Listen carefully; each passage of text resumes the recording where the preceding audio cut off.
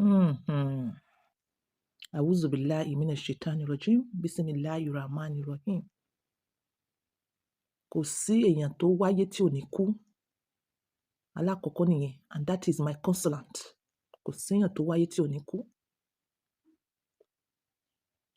Àwọn méjì tí mo show yìí, the Adukes, they have so many things in common. Till the end, they had so many things in common. One or two or three or four things wọ́n ní in common, òun náà mo fẹ́ sọ. But alákọ̀ọ́kọ́, may their soul rest in peace. Àti Aduke Gold àti Aduke Rukayat. Ẹ̀yin tèmi, kí ni mò ń fà tó ra wọn yìí? Ẹ má sọ bẹ́ẹ̀, ìrònú oníkálukú wá yàtọ̀tọ̀. Nǹkan tí ẹ ń rò kọ́ ni bí ń rò. Oníkálukú ló ní nǹkan tó ń fọpọlọ rẹ̀ rò. Àwọn èèyàn tó dẹ̀ ti kú ti pọ̀, ẹ̀yin tèmi. K'Ọlọ́run dáríjì mi, k'Ọlọ́run dáríjì mi tó bá dàbí ẹ̀ṣẹ̀. Tí ó bá jẹ́ pé burial ground wà lẹ́gbẹ̀ẹ́ ilé ẹ̀, àbó wà níbi ọ̀nà rẹ̀, kàn fi style ṣe survey. Ṣe survey pé last time tí mo rí, ibẹ̀ yẹn mo ti rí, ibo ló wà ńsìn. Wà á mọ̀ pé nǹkan bẹ́ẹ̀. Wà á mọ̀ pé vanity upon vanity is vanity. Kí la wá ń sáré ayé yìí ká sí? Kí la ń sáré ayé yìí ká sí? Ikú tó pa Aduke Gold, òun náà ló pa Rukayat Aduke. They had so many things in common. Obìnrin làwọn méjèèjì. They were struggling to be great. Àwọn ayé tí ń mọ̀ wọ́n, àwọn ìlúmọ̀ọ́ká tí ń mọ̀ wọ́n, wọ́n ti ń mingle pẹ̀lú the big and the mighty in the society. Bá a ṣe gbọ́, wọ́n ní Rukayat Aduke Gawat, wọ́n ló ṣàìsàn ráńpẹ́. Aduke Gold, òun náà ṣàìsàn ráńpẹ́ náà ni wọ́n sọ. Ráńpẹ́ yìí náà ni wọ́n sọ. Àwọn èèyàn ò ní sòótọ́. Bẹ̀ kókó bẹ̀ náà ni pé wọ́n ṣàìsàn. Irú àìsàn wo wọ́n ní wọ́n wá ṣe gan-an? Irú àìsàn wo ló wá ń pa àwọn obìnrin? Ẹ̀yin tèmi, irú àìsàn wo ló ń pa àwọn obìnrin? Aduke Gold, she was young. Rukayat Gawat Aduke, she was young. Àwọn méjèèjì, orin ni wọ́n ń kọ, àmọ́ ẹ̀sìn yàtọ̀. Aduke Gold ó ń kọ gospel music. She's a Christian. Rukayat Aduke ó ń kọ Islamic song. She's a Muslim. Àwọn méjèèjì ni wọ́n máa ń fijó sínú orin wọn. Rukayat náà máa ń fijó sínú orin ẹ̀. Aduke Gold náà máa ń fijó sínú orin ẹ̀. Àwọn méjèèjì, they are lively people, so lively and lovely. Àwọn èèyàn dẹ̀ nífẹ̀ẹ́ wọn, wọ́n máa ń yọ̀ mọ́yàn. Wọn ò dẹ̀ ní ìgbéraga. Àwọn méjèèjì wọn ò ní ìgbéraga. They had so many things in common. They were meant to be great. They were meant to be great. They were already aiming for the height. Wọ́n ti ń lọ height before wọ́n wá cut short. Tẹ́ bá wò, wọ́n cut short like almost bí pé wọ́n wà ní almost the same age range. They had so many things in common. Till the end, may the souls of the Adukes rest in perfect peace. Àti àwọn tó kù náà tó ti lọ.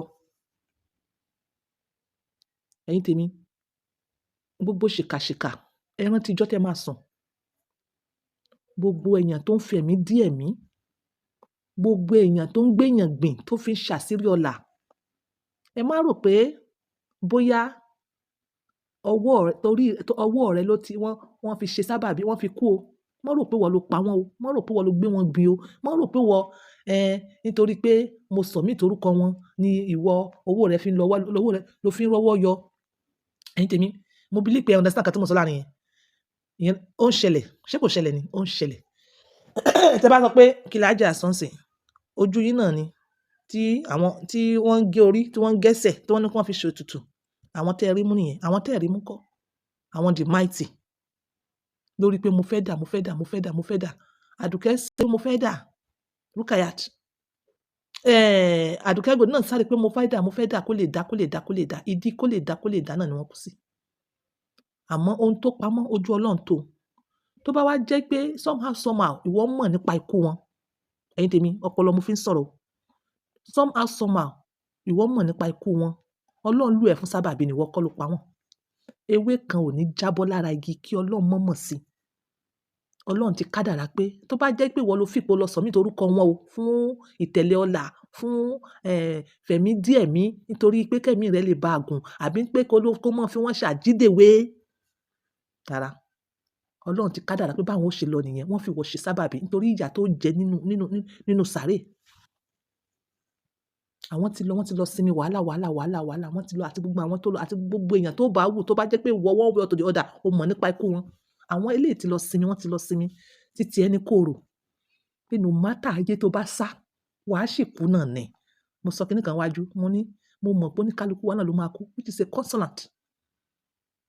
Nígbà tí wọ́n bá wá ń ṣèkà tó ń fi èèyàn ṣe, tó ń gbin èèyàn bí ẹni gbin iṣu, tó fi wọ́n ṣe ètùtù káàkiri everywhere. Ijọ́ kan wà á ṣà kú náà ni. Dákun tí wọ́n bá wá kú, ta ló máa jọ́rẹ̀ rẹ nínú sàárè? Àbó ò ronú gbogbo ṣèkàṣèkà, gbogbo elétùtù ọlà tó ń lo èèyàn. Mi ò fẹ́ kú, mo fẹ́ mọ yọ̀ǹgì tó ń fi ẹ̀jẹ̀ ọmọ kékeré tó fi ń wẹ̀. Báwo ni sàárè rẹ ṣe fẹ́ rí? Àwọn eléyìí ti lọ sinmi, wọ́n ti lọ sinmi. Ó better báwọn Yorùbá ṣe máa ń sọ, kí èèyàn kú ní èwe ní dáadáa ju pé kó wá dẹ àgbàlagbà kó ṣe rádaràda kó tó kú lọ kó máa tọrọ kú fún. Báwo ni alẹ́ tiẹ̀ ṣe fẹ́ rí? Báwo lálẹ́ tiẹ̀ ṣe fẹ́ rí? Ẹ̀yin tèmi, àwọn èèyàn kan fẹ́ máa mú àtàmọ́ mátàmọ́. Ṣó yé yín? Wọ́n fẹ́ máa mú àtàmọ́ mátàmọ́. Ọlọ́run kádàrá bẹ́ẹ̀ ni. Tó bá jẹ́ pé lóòótọ́ lórí bẹ́ẹ̀, Ọlọ́run kádàrá bẹ́ẹ̀ ni. Tí ẹ̀mí èèyàn bá tọwọ́ rẹ̀ bọ́, Ọlọ́run kádàrá pé bí èèyàn yóò ṣe lọ ni, Ọlọ́run lò wá sábàbí ni. But wàá wá jìyà ẹ̀. Nítorí pé kí ni? Tó bá ti di pé ẹ ní conscience mọ́, kò sí nǹkan tẹ́ lè ṣe. Ó yí ọmọ tó ń sunkún, ó yí ìyá ẹ̀ tó ń rẹ̀. Ṣé ìdí tí a fi wáyé náà lélẹ̀? Àbí nǹkan mi wà? Kí wọ́n bí wa, ká jẹun díẹ̀, kó jọjọ́ díẹ̀, kéèyàn kú. Is that the reason? Vanity upon vanity. Kí lẹ wá ń ṣèkà fún? Kí ló ń ṣèkà fún bàbá? Kí ló ń ṣèkà fún màmá? Kí ló ń ṣèkà fún? Àwọn eléyìí ti lọ. May their soul rest in peace. Rukayat Gowat, Àdùkẹ́ Ọlá, Àdùkẹ́ Adé, ọmọ alálùbáríkà, ọmọ ọlá, may your soul rest in peace. May your soul rest in peace. Wọ́n ní ó máa ń ṣàánú gan. Ó dẹ̀ yọ̀ mọ́yàn. Ẹ̀yin náà rí inú gbogbo fídíò. Ó yọ̀ mọ́yàn. Ó máa fẹ́ kí èèyàn máa dunnú, kì í fẹ́ kí èèyàn máa ní ìbànújẹ́. Ọlọ́run wá wọlé eléyìí, Ọlọ́run darí ẹ̀ṣẹ̀ rẹ̀ jẹ́. Ó tẹ sáfẹ́fẹ́ rere, Ọlọ́run wá ṣe ẹ́ lọ́mọ àlìjẹ́nnà fìdáùsì. Gbogbo nǹkan tó fi kalẹ̀ kò ní bàjẹ́. Àtọkọ, àtọmọ, àti properties o, àtẹbí, àtará kò ní bàjẹ́. Ẹ̀yin ẹbí, mo ṣe yín pẹ̀lẹ́. Ọlọ́run tù yín nínú. Àní irú eléyìí mọ́. Àwọn ọmọ tó fi kalẹ̀, Ọlọ́run ra àánú sí wọn. Ọlọ́run ra láàánú sí wọn. Ẹ̀yin tèmi, àní ráyọ̀ lọ o. This is the time. Ikú tó ń pa mate ẹ, àtèyí tó tó ẹ, òwe ló ń pa fún ẹ o. Nínú position wo ló máa wà nígbà tí ikú bá dé? Èmi náà bára mi sọ̀rọ̀. Níbo ni kó ti ká wa mọ́? Àwọn eléyìí, Ọlọ́run fún wọn. Wọ́n kú dáadáa. No matter ibi tí ikú yẹn bá ti wá, sábàbí lọ́lọ́run fi ṣe. Ẹ má sọ kátàkátà mọ́. Ọ̀rọ̀ Ọlọ́run ni. This is on Point by Two. Always using my words for this.